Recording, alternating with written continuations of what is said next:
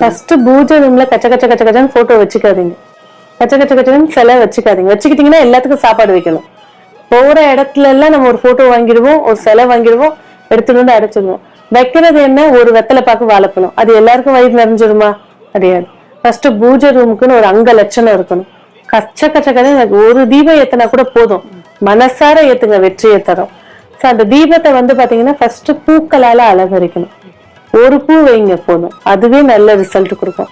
இன்னும் வந்து பாத்தீங்கன்னா இன்னும் வேத சாஸ்திரத்துல எல்லாம் எடுத்து பாத்தீங்கன்னாக்கா பூவை காசு கொடுத்தே வாங்கக்கூடாது, வீட்டுல வளர்த்து வைக்கணும் அப்படிங்கறதுதான் முறை இருக்கு.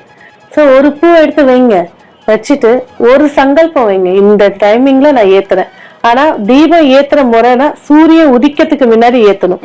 பிரம்ம முகூர்த்தத்துல சூரியன் அஸ்தங்கம் ஆகி 10 நிமிஷம் கழிச்சுதான் குளிர வைக்கணும். சில பேர் சாயங்காலம் 6 மணிக்கு விளக்கு ஏத்துவாங்க, ஏத்திட்டு ஒரு 15 நிமிஷத்துல குளிர வச்சிடலாம்.